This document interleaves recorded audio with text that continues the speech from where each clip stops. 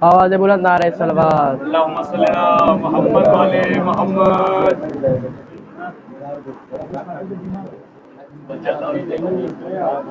اس کی خاموش مزاجی میں ترنم ہوگا، اس کی خاموش مزاجی میں ترنم ہوگا،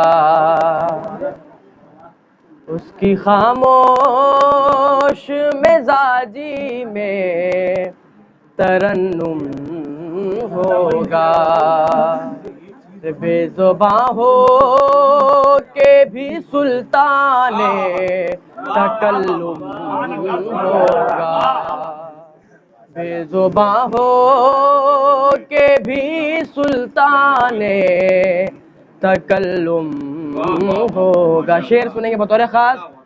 ہرملانے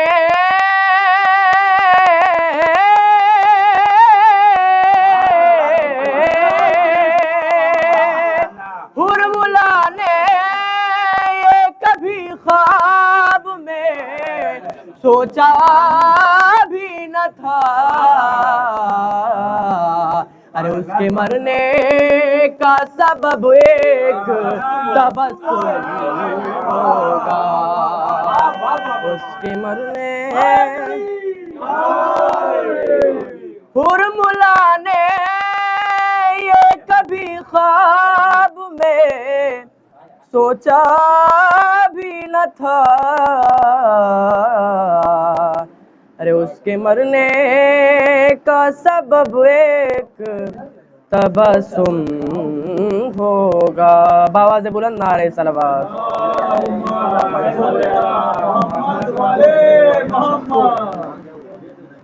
چار مصرع اور مجلس اعضاء کے حوالے سے اس سے بہتر مل جل کے ایک صلوات پر محمد و آل محمد۔ ہر مجلس بطول کا ایسا ہو اہتمام، ایام اعضاء بھی چل رہے ہیں، سنیں گے بطور خاص۔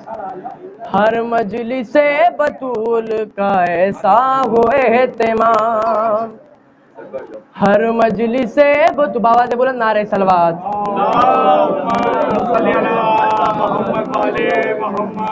ہر مجلس بطول کا ایسا ہو اہتمام، ہر مجلس بطول کا ایسا ہو اہتمام، ارے پردے میں حق چہرہ باطل نہ چھپ سکے، پردے میں حق کے چہرہ باطل نہ چھپ سکے۔ یہ شعر بطور خاص ادا کریں گے حضرات۔ پردے میں حق کے چہرہ باطل نہ چھپ سکے، اور دنیا کے گوشے گوشے میں زہرا کے نام پر، دنیا کے گوشے گوشے میں زہرا کے نام پر، دنیا کے گوشے گوشے میں زہرا کے نام پر، ارے اتنی ہو مجلس کہیں قاتل نہ چھپ سکے، اتنی ہو مجلس کہیں قاتل نہ چھپ سکے، دنیا کے گوشے گوشے میں زہرا کے نام پر، اتنی ہو مجلس کہیں قاتل نہ چھپ سکے۔ باواز بلند نعرہ صلوات۔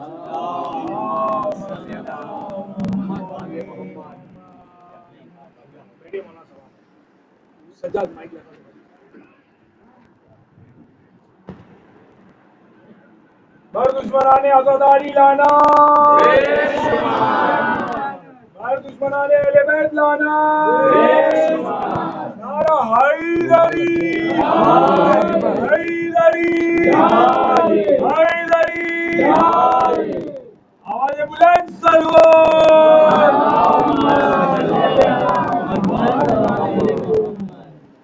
رحم اللہ من قرأ الفاتحہ۔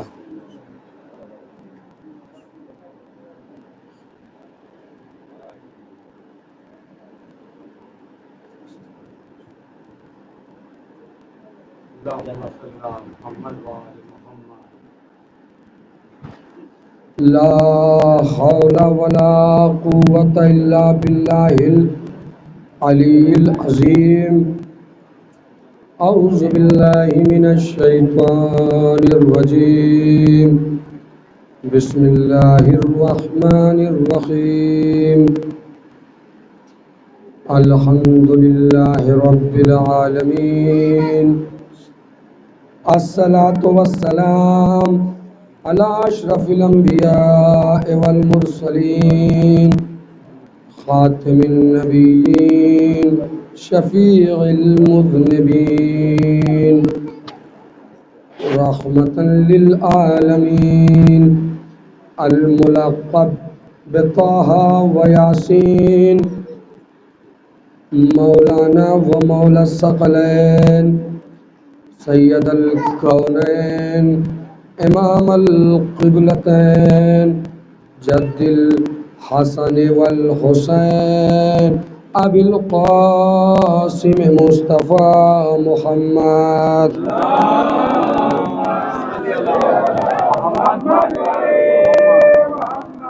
واہل بیت الطیبین الطاہرین المعصومین المظلومین المنتجبین انما یرید اللہ لیذہب عنکم الرجس اہل البیت ویطہرکم تطہیرا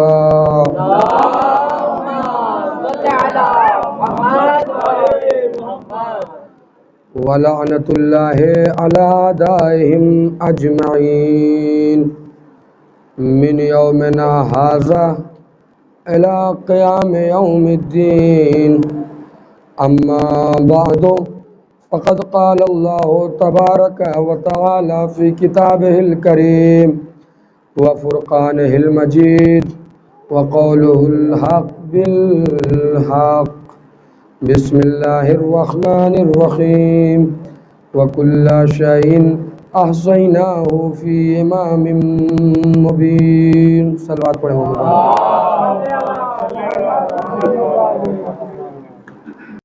معزز و محترم صاحبان ذوی الاحترام،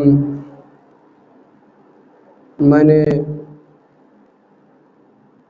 قرآن مجید کی سورہ یاسین کی جس آیت کو سرنامہ سخن اور سرنامہ کلام بنایا ہے، وہ آیت، وہ کتاب نور ہدایت ہے، کلام ہدایت ہے، نور الہی ہے، ذکر الہی ہے، اللہ کی بھیجی ہوئی ہے، جبریل کی لائی ہوئی ہے، محمد کی بتائی ہوئی ہے، آل محمد کی بچائی ہوئی ہے۔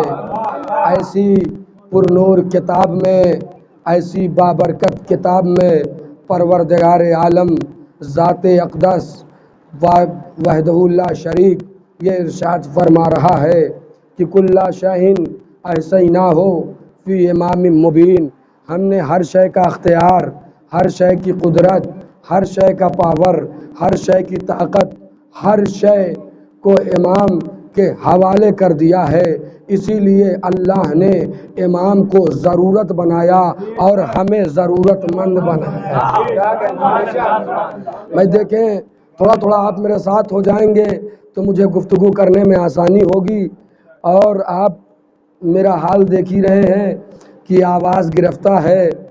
شاید میں اپنی بات آپ حضرات کے اذہان عالیہ تک پہنچا سکوں اور پائے تکمیل تک پہنچا سکوں، لیکن جب آپ میرے ساتھ ہوں گے تو انشاءاللہ یہ حوصلہ ہمیں قبروں تک لے کے جائے گا، اور قبروں کی منزل سے گزار کے میدان محشر تک لے کے جائے گا، اور میدان محشر کی منزل سے گزار کے ہم کو جنت میں داخل کر دے گا۔ لہٰذا یہ حوصلہ ہمارا ٹوٹنے نہ پائے، یہ حوصلہ بڑا عظیم حوصلہ ہے، اس لیے کہ یہ حوصلہ ہمیں کہیں اور سے نہیں ملا ہے، خاندان اہل بیت سے ملا ہے۔ یہ حوصلہ ہمیں کہیں اور سے نہیں ملا ہے، یہ حوصلہ ہمیں جناب قاسم سے ملا ہے، یہ حوصلہ ہمیں کہیں اور سے نہیں ملا ہے، بلکہ یہ حوصلہ ہمیں جناب علی اصغر سے ملا ہے۔ اور میں ایک جملہ یہاں پر عرض کر دوں اور اپنی گفتگو کا آغاز کروں، یہ حوصلہ کوئی معمولی حوصلہ نہیں ہے۔ آواز رفتہ ہو جائے، آپ تھک جائیں، ایسا نہیں عزیزان گرامی، جسم کا تقاضا یہ ہے کہ تھک جائے، لیکن ہمارے اندر جو روح حسین پائی جاتی ہے وہ کبھی تھکتی نہیں ہے۔ یہی وجہ ہے، یہی سبب ہے، یہی علت ہے، ایک مجلس کے بعد دوسری مجلس، دوسری مجلس کے بعد تیسری مجلس۔ میں نے عرض کیا آپ حضرات کی خدمت میں، یہ حوصلہ ہمیں کہاں سے ملا ہے؟ یہ حوصلہ ہمیں ششماہ مجاہد علی اصغر سے ملا ہے۔ جب ہرملہ نے تیر چلایا، توجہ کیجئے گا، جب ہرملہ نے تیر چلایا اور تیر جناب علی اصغر کو لگا تو ایک مرتبہ، توجہ عزیزان گرامی، جب تیر جناب علی اصغر کو لگا تو جب تیر لگا نا تو علی اصغر مسکرائے اور اپنے باپ کی آنکھوں میں آنکھیں ڈال کے علی اصغر امامت کی آنکھوں میں آنکھیں ڈال کر کہہ رہے ہیں، بابا جو جنگ آپ نے جیتی تھی وہ آپ جیت گئے۔ امام حسین فرماتے ہیں بیٹا کیسے؟ کہ اس طریقے سے بابا جب بھی تاریخ لکھی جائے گی تو مورخ کو لکھنا پڑے گا اگر کربلا کے میدان میں کوئی ایک بچے پر ہاتھ اٹھا دے وہ کچھ بھی ہو سکتا ہے، انسان نہیں ہو سکتا۔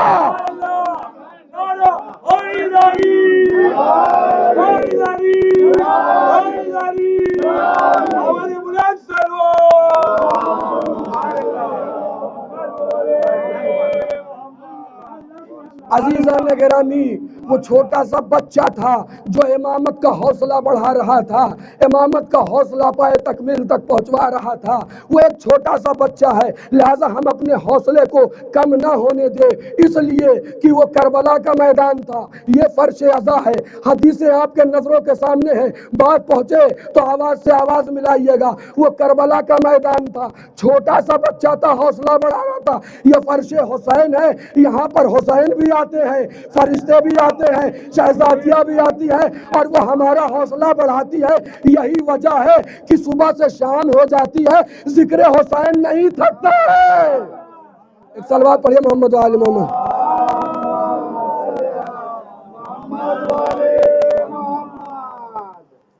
جبکہ میرا ارادہ نہیں کہا تھا آمدن یہ گفتگو کرنے کا، چونکہ بات بیچ میں آ گئی، لہٰذا میں نے یہ بات آپ حضرات کی سماعتوں کے نظر کی۔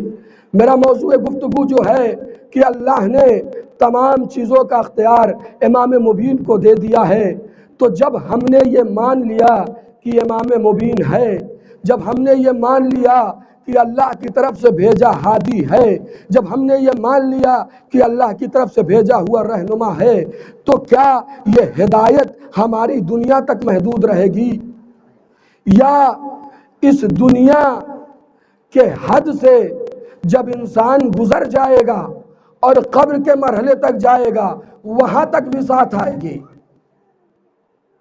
آپ یہ دیکھیے، روایت میں ملتا ہے کہ انسان کی مرنے کے بعد دو پیشی ہوگی، توجہ چاہ رہا ہوں عزیزان گرامی، انسان کی مرنے کے بعد دو مرتبہ پیشی ہوگی، دو مرتبہ اس سے سوال و جواب کیا جائے گا۔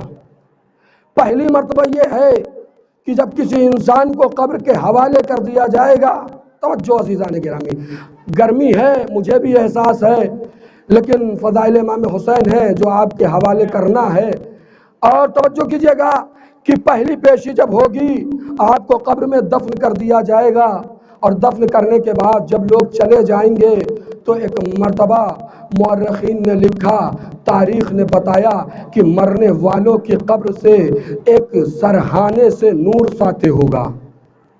سب سے پہلے ایک فرشتہ آئے گا، وہ سوال کرے گا تمہارا رب کون ہے؟ من ربک، تمہارا رب کون ہے؟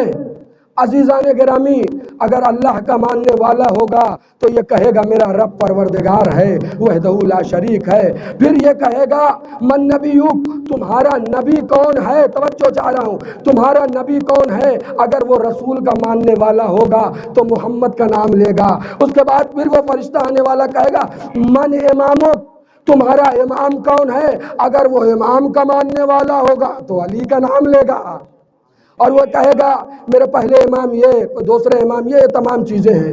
تو جب انسان مر جاتا ہے قبر میں، روایت بتاتی ہے، دیکھیں کیسے امام مبین جو ہے تمام اختیارات ان کے ہاتھ میں ہے، زندگی میں بھی ہمارے ساتھ ہے، مرنے کے بعد بھی ہمارے ساتھ ہے۔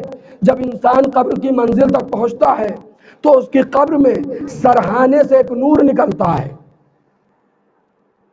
اور وہ پایتی والے نور سے پوچھتا ہے. پایتی والا نور بھی ایک ہوتا ہے، ایک سرہانے سے نور نکلتا ہے، ایک پایتی سے نور نکلتا ہے. پایتی والا نور، متوجہ ہو کے سن لیجئے گا، شاید ایک میسج ہے جو آپ تک پہنچ جائے. پوچھتا یہ ہے پایتی والا، یہ بتاؤ کہ تم کس چیز کے نور ہو؟ تو وہ ایک کہتا ہے دیکھا نہیں، میں اس کے سرہانے سے ساتے ہوا ہوں، میں اس کی سر کی طرف سے نکلا ہوں، میں اس کے نماز کا نور ہوں. توجہ چاہ رہا ہوں عزیزان گرامی. شاید مجلس حسین کے صدقے میں ایک پیغام ہے جو آپ تک پہنچ جائے، اور امامت کے حوالے سے میری گفتگو بھی شاید آپ تک پہنچ جائے. کہا دیکھا نہیں، میں اس کے سرہانے سے آیا ہوں، میں اس کی نماز کا نور ہوں.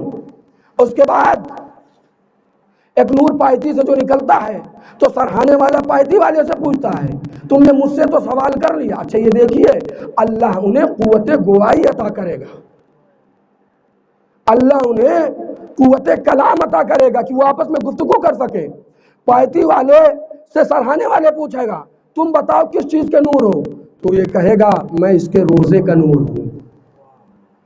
پھر داہنی جانب سے ایک نور نکلے گا اور بائیں جانب سے ایک نور نکلے گا. تو بائیں جانب والا داہنی جانب والی سے پوچھے گا بتاؤ تم اس کے کس چیز کے نور ہو؟ تو وہ یہ کہے گا میں اس کے زکوٰۃ کا نور ہوں، میں اس کے خمس کا نور ہوں. عزیزان گرامی ایک جملہ مجھے یہاں پر کہنے دیجئے. اللہ نے دو عبادتیں آپ کے حوالے کی ہیں. ایک عبادت کا نام ہے انفرادی عبادت، بات پہنچے گی تو ضرور بولیے گا. کہا میں اس کے زکوٰۃ کا نور ہوں، میں اس کے خمس کا نور ہوں. کہا اللہ نے دو عبادتیں پیدا کی اور دو عبادتیں آپ کے حوالے کی. ایک عبادت ہے انفرادی عبادت، ایک عبادت ہے اجتماعی عبادت. انفرادی عبادت کا نام ہے نماز. تھوڑا سا بیدار ہو جائیے گا. انفرادی عبادت کا نام ہے نماز. اگر آپ نماز پڑھیں گے تو خود آپ ہی کو فائدہ ملے گا، لیکن ایک اجتماعی عبادت اللہ نے رکھی ہے. اجتماعی عبادت کا نام ہے زکوٰۃ، اجتماعی عبادت کا نام ہے خمس. اگر آپ زکوٰۃ دیں گے تو خود بھی فائدہ اٹھائیں گے، معاشرہ بھی فائدہ اٹھائے گا. بھائی اللہ نے، توجہ چاہ رہا ہوں عزیزان گرامی، اللہ نے کیوں انفرادی عبادت کے ساتھ ساتھ اجتماعی عبادت رکھا ہے؟ زکوٰۃ کا حکم دیا. کیوں اللہ نے خمس کا حکم دیا؟ اس لیے کہ پروردگار معاشرے کو غریب دیکھنا پسند نہیں کرتا. تو مجھے جملہ کہنے دیجئے، ہر امیر کی امیری میں غریب کا حق موجود ہے. اور اللہ نے آپ سے کوئی بینک بیلنس نہیں طلب کیا ہے، اللہ نے آپ کی اولاد آپ سے نہیں طلب کیا ہے. کہا دیکھو جب تم کماؤ اور کمانے کے بعد اپنی وہ عالیشان زندگی، وہ زندگی جو تم گزارتے ہو، جو تمہارا اسٹیٹس ہے، اس میں ذرہ برابر بھی کمی نہ آنے پائے. عدالت پروردگار دیکھیے، آپ نے محنت کیا ہے نا، جو آپ نے کمایا ہے اس میں ذرہ برابر، ایک تبلیغی جملہ ہے جو آپ کے حوالے میں کر رہا ہوں، اللہ جانے کس طریقے سے میں ادا کروں گا اور آپ کیسے سنیں گے، لیکن تصدق امام حسین کے ذریعے سے میں حوالے کر رہا ہوں آپ کے. آپ اپنے اسٹیٹس میں ذرا سی کمی نہ آنے دیجئے گا، ذرا سی کمی نہیں آنے دیجئے گا، ذرا سی کمی نہیں آنے دیجئے گا. لیکن ہاں جب آپ سال بھر اپنی عالی شان اور اچھی زندگی گزار لیں، اب اس میں سے کچھ بچ جائے تو اللہ نے سب نہیں مانگا ہے. بھائی بیداری سے سنیے گا، اللہ نے یہ نہیں کہا سب ہمارے حوالے کر دو، کہا بلکہ اس میں سے 5واں حصہ ہمیں دے دو. کیوں اللہ مانگ رہا ہے؟ تاکہ آپ کا مال پاک ہو جائے، غریب کی غربت دور ہو جائے.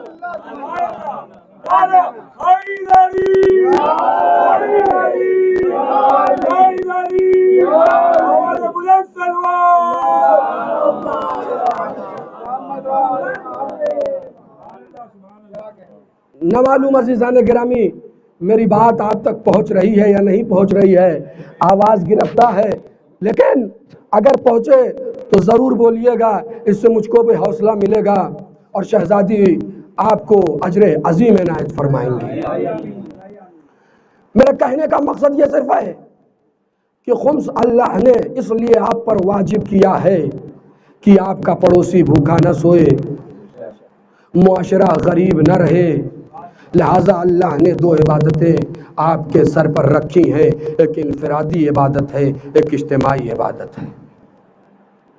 تو جب دیکھیں میں کیا کہہ رہا تھا، یہ خمس اور زکوٰۃ سے داہنے جانب والا سوال کرے گا بائیں جانب والی سے، بتاؤ تم کس چیز کے نور ہو؟ تو کہے گا میں اس کے زکوٰۃ کا نور ہوں، میں اس کے خمس کا نور ہوں۔ اس کے بعد پھر یہ خمس اور زکوٰۃ کا نور اس کے دو بغل والے سے یعنی داہنے جانب سے سوال کرے گا کہ بتاؤ تم کس چیز کے نور ہو؟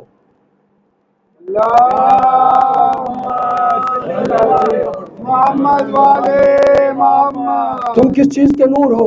تو بائیں جانب داہنے جانب والا بائیں جانب والی سے یہ کہے گا میں اس کے اعمال حسنہ کا نور ہوں۔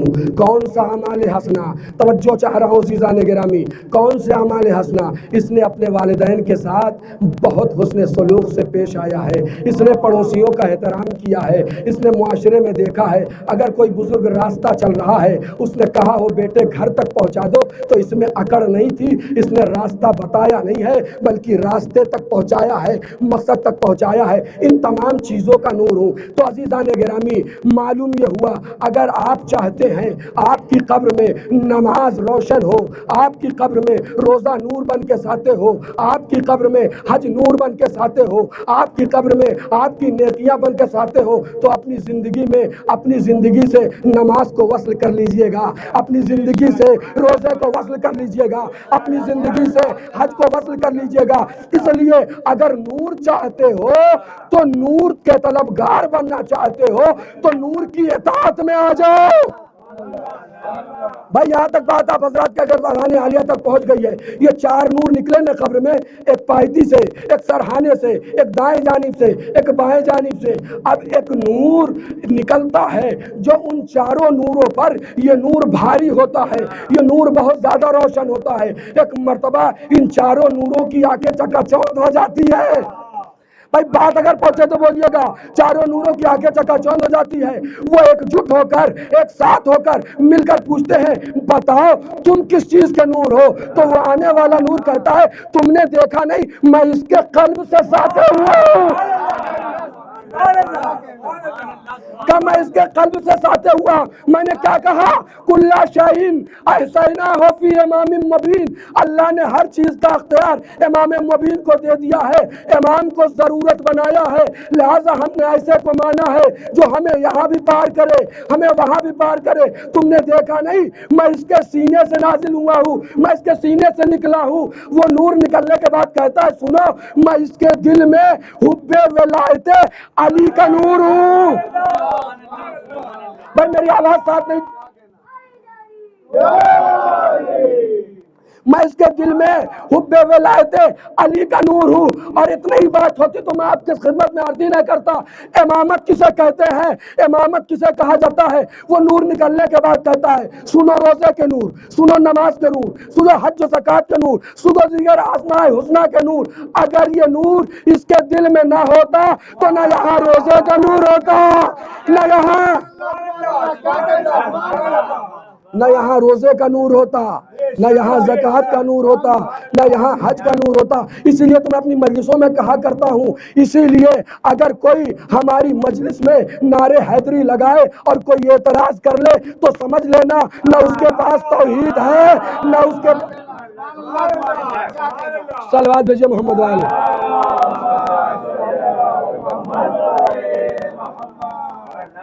اور ہماری مجلسوں میں یہ نعرہ اس بات کی گواہی دیتا ہے کہ ہمارے پاس نور توحید بھی ہے، نور رسالت بھی ہے، نور امامت بھی ہے۔ ایک صلوات بھیجو محمد وآل محمد۔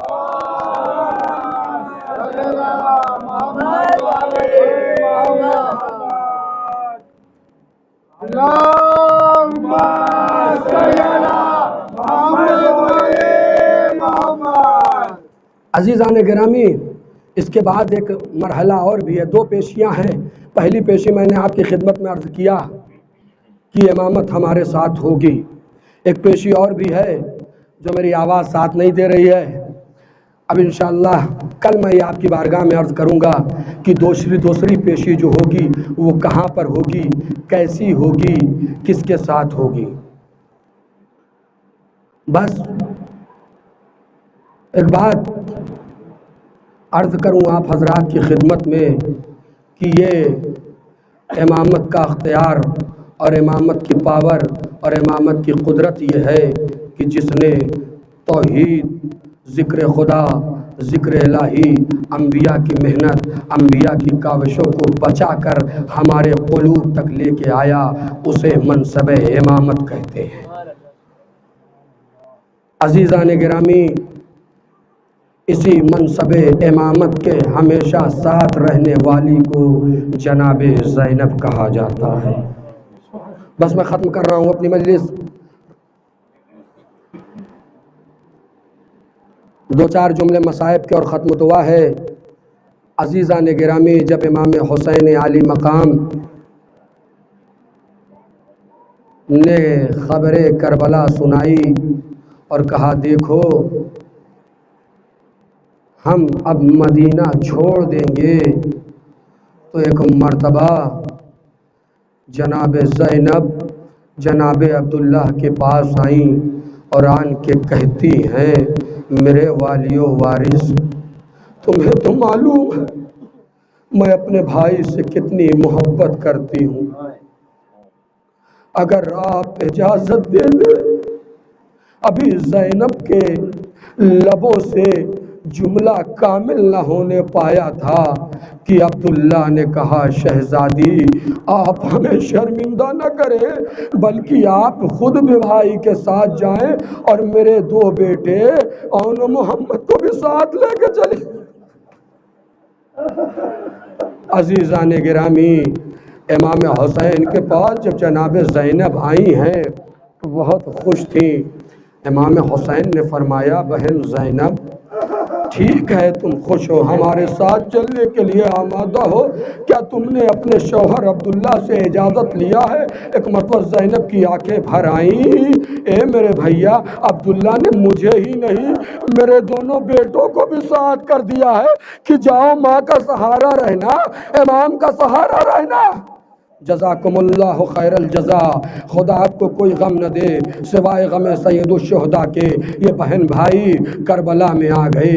عزیزان گرامی، ایک روایت پڑھوں گا اور ختم دعا ہے۔ ہمیشہ زینب کو یہ آس رہتی تھی کہ ہماری کوئی مدد کرے گا، ہمارے بھائی کی کوئی نصرت کرے گا، اور ہمیشہ اس فکر میں رہتی تھی ہمارا بھائی زندہ رہے، ہمارا بھائی سلامت رہے۔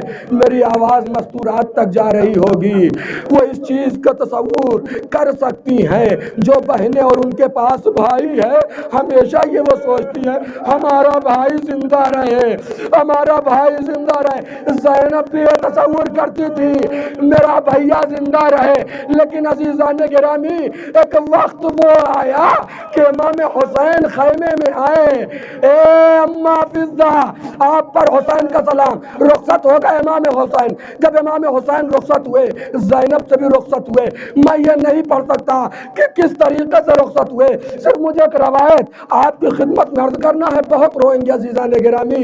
تصور شرط ہے، اولاد والے بالخصوص ان کے لیے تصور شرط ہے۔ امام حسین میدان میں آ گئے۔ جب حسین میدان کارزار میں پہنچے ہیں اور حملہ کرنا شروع کیا ہے، اور حملہ کرتے کرتے جب فوج یزید گھبرا گئی کہ حسین پر قابو کیسے پائیں، یہ اس آیت سے پہلے کا واقعہ ہے کہ اللہ کی جو آیت نازل ہوئی حسین اب اپنی تلوار کو نیام میں رکھ لو، حسین شجاعت کے جوہر دکھا چکے، اب صبر دکھاؤ۔ اس سے پہلے کا یہ مرحلہ ہے کہ فوج یزید گھبرا گئی کہ چونکہ حسین کے برابر کے بھائی عباس کو مار دیا گیا۔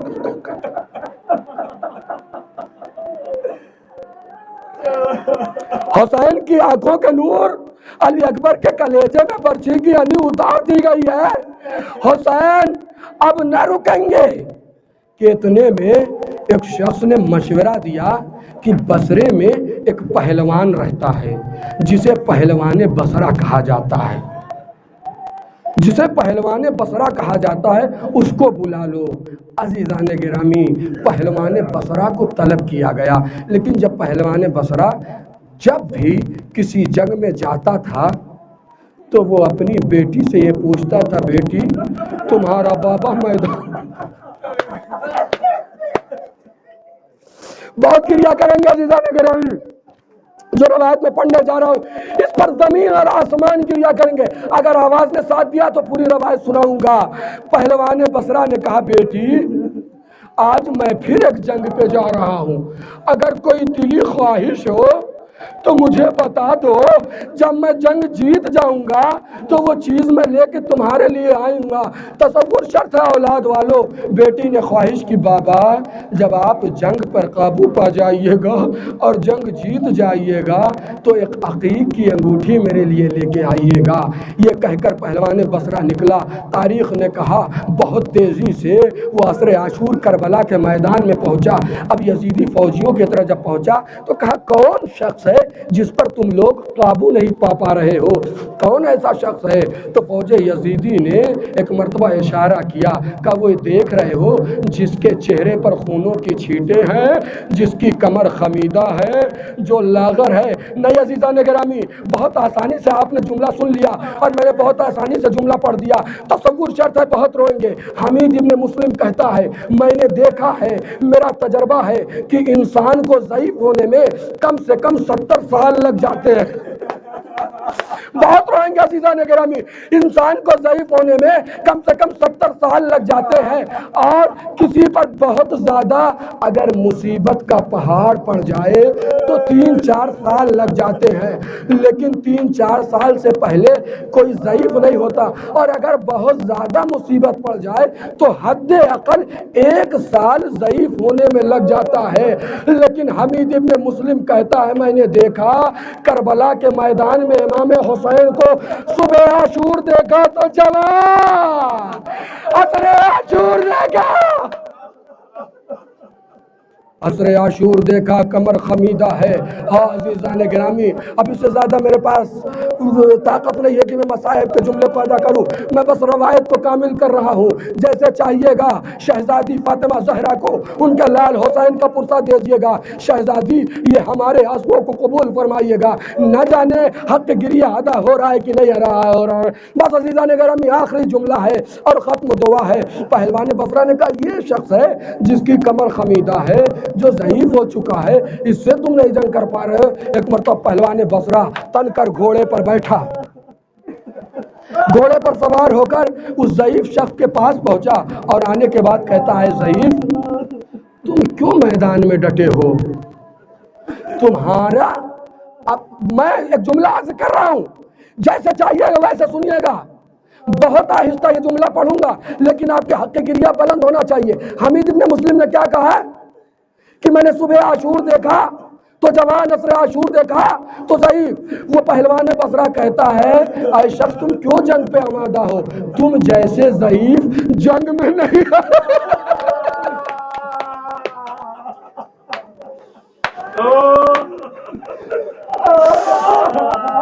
تم جیسے ضعیف جنگ میں نہیں آیا کرتے۔ میں ختم کر رہا ہوں عزیزان گرامی، حق آپ کی آوازیں بلند ہے، خدا کے آپ کی آوازوں پر اپنی رحمت نازل کرے۔ ایک مرتبہ وہ پہلوان بصرہ کہتا ہے اے شخص تو یہاں سے چلا جا، اے شخص تو یہاں سے چلا جا، کربلا کے میدان میں نہ رہ، اس لیے کہ ابھی تک جو میرے مقابلے میں آیا ہے میرے ہاتھ سے شہید ہوا ہے۔ تو ایک مرتبہ جس شخص سے وہ مخاطب تھا وہ امام فرماتے ہیں اے پہلوان بصرہ دیکھ بہتر یہ ہے کہ تو یہاں سے چلا جا۔ اولاد والو میری مائیں اور بہنیں اور آپ تمام حضرات جن کے پاس اولاد ہے، یہ جملہ شرط تصور کیجئے گا۔ ایک مرتبہ امام نے کہا پہلوان بصرہ تو گھر سے جب چل رہا تھا تو تیری بیٹی نے عقیق کی انگوٹھی کی فرمائش کی تھی، یہ لے میری عقیق کی انگوٹھی اور اپنی بیٹی کو جا کے دے دینا۔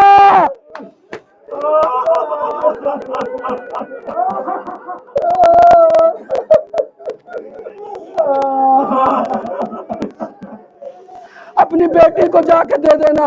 ایک مرتبہ پہلوان بصرہ کہتا ہے یہ تو غیب کی بات ہے، غیب کی بات کون جانتا ہے؟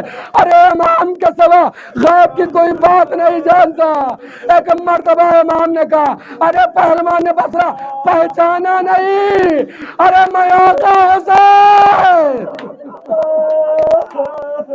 میں کہوں گا آقا، بس میں نے ختم کر دیا، میں کہوں گا آقا آج آج آپ کو پہلوان بصرہ کی لڑکی کا اتنا خیال ہے، ہاتھوں سے انگوٹھی اتارا اس کو دے دیا، ارے ذرا مدینے میں آئیے، صغرا ہے جو اپنے رخساروں کو در پہ رکھ کے یہ انتظار کر رہی ہے، میرا بابا آئے گا، میرا بھیا